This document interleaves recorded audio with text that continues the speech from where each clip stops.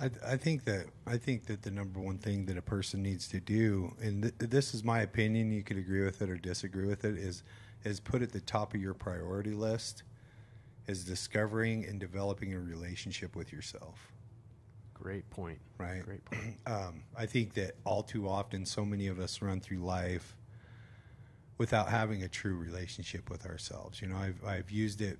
I've used the house analogy a bunch of times with beginning, you know, with starting this relationship with yourself, and it's like having this beautiful home, and you only stay in one room because you're afraid of leaving it, right? Like, and so when I first started changing my life, you know, the first thing that was most apparent for me was that the drugs and alcohol were destroying me, right? And so once those were gone, there was still all this disaster that was me, right? And so for the first 2 years of this change, you know, I would literally get panic attacks because I didn't know what I was doing, who I was, where I was going, what was coming next, how I was going to get there.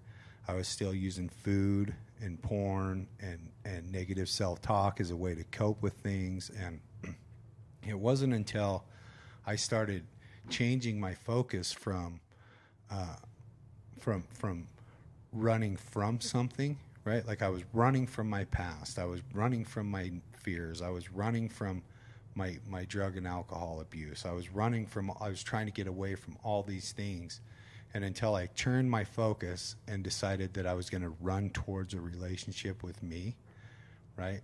Because once I know that there's certain things that I cannot do and make my life better, once I know that, right, and I could admit that completely honestly and be completely willing to do whatever is necessary to get a relationship with myself, then the process can begin, right? So the first thing I would say,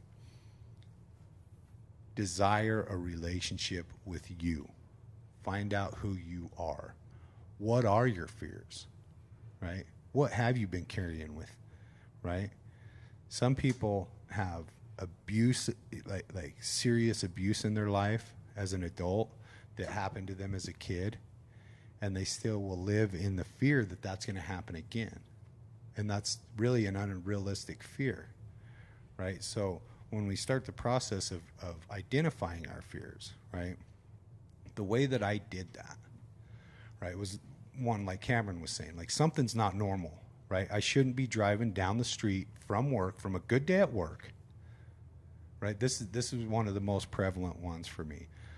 I was doing fine, right? I was still living in a trailer, right? But my day had went well, and I was driving on I-84 towards Riverdale to get off on the Riverdale exit. And somewhere between the time I left work and the exit, I had to pull over because the fear and anxiety in me was so overwhelming that I couldn't drive anymore. And I couldn't figure out what it was. I called Avery and I was like, I am fucking freaking out right now. And she goes, why? And I'm like, I don't know. I do not know why. Right?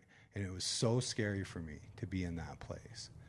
And I recognized, as Cameron was saying, right? I recognized that there was something wrong there. And so that gave me the fuel I needed to start the serious process of identifying the fears, right? And you're right, the fear of the unknown. But I was afraid to get sober and change my life because I didn't know what it would look like, right? But go back to what Nate was saying.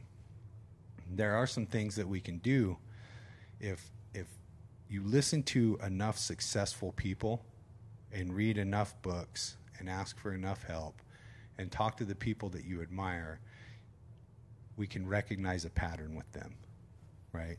Right. And all those things seem to have these certain things that are in common, right? One of them is recognizing that fear, the emotion, the chemical process in our bodies is going to be there. when Cameron started his journey at the beginning of this year, we talked a lot about resistance and fear and knowing that that's going to come up and we're going to have to move through it anyway. So when I started doing the work on fear, all I did was list them, right? The obvious stuff that I knew.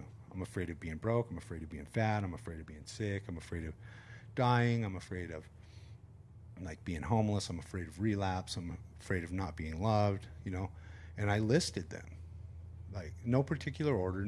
Not one of them had more bearing than another one, but I was able to put them on paper and look at them in a list that I could identify, right? And go, okay, what is it about me being afraid of not being loved? And I could go back through my past and I could look at all these behaviors that I had that pushed people out of my life, right?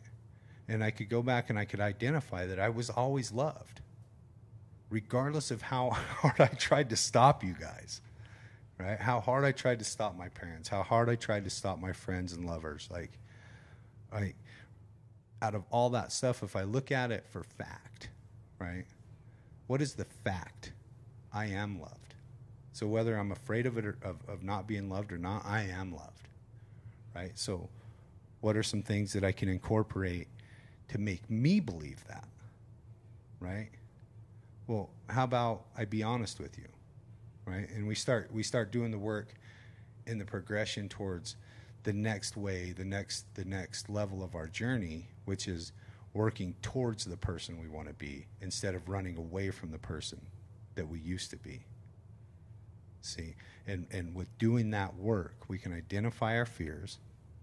We can take into consideration whether they are realistic, right? Having a fear of being broke, you should have a fear of being broke, right? Our society runs on money. Like, you don't get to live anywhere for free for most people. Like, most people are paying something for where they're at, So yeah, like, we need food. We use money for food. We need money, right? Right. So being afraid of not having it is probably a good idea. So what are some things that we can do to lose that fear? Like, decide what it is you love to do. What would you love to do?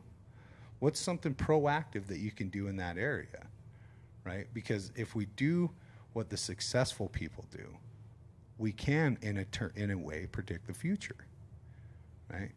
We know that if we get up every morning and go to the gym, regardless of how we feel, there's going to be some benefits. We can predict that you're going to start losing weight, right? If you go and you work out, if you start eating correct foods, right? Even though it's scary to stop the donuts, it's scary to stop the candy, it's scary to stop the pizza, right?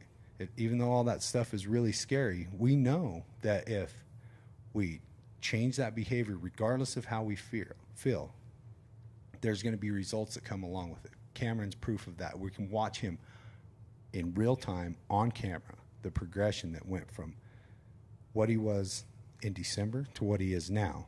And he did not feel like going to the gym every day. Did you, Cameron? No, I mean, I don't feel like it now.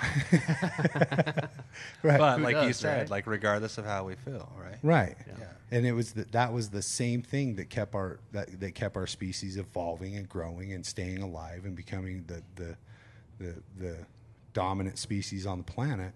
Was regardless of how scared we were, we went out of the cave, we fought off the tigers, we trapped the gazelles, and ate them. They're hard to catch, though. They are hard to catch. There's probably some stuff that we ate, but I mean, does that make sense? Like that's how I do it, yeah. and I try, because I still have fear, right? Being self-employed and taking on employees,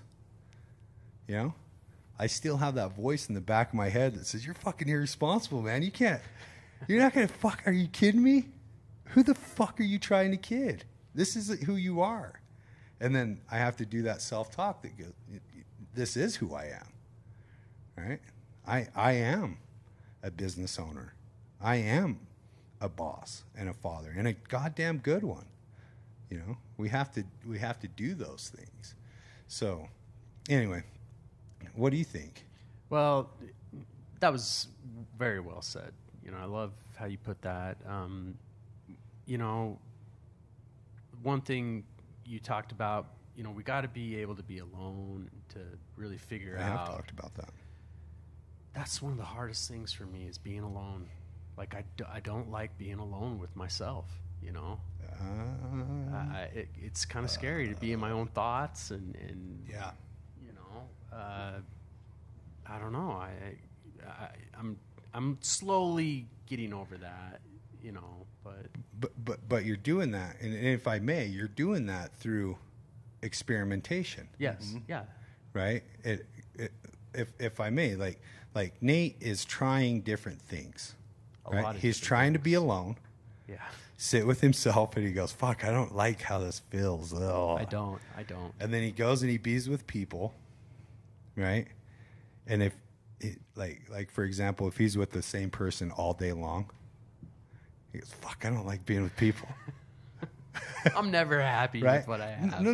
That's not what I'm saying. Like, but you recognize it. But then when you go and you spend this much time with people, like when you, I see what you're saying. right? Yeah, I see. You're right. You're absolutely right. You're like, Yeah. oh, I like this, but I like going home and having my me time at night. Yeah, I do. You know, so you're experimenting with that stuff. You're not tied into a relationship that you don't want to be in, Yeah. and you're not tied into being reclusive and staying by yourself all the time.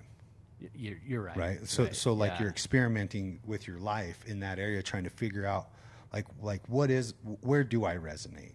And Yeah. hopefully not like tied into one specific belief about yourself over another. Like, I can't be alone, or I don't like being around people. It's like both those things are true in certain instances.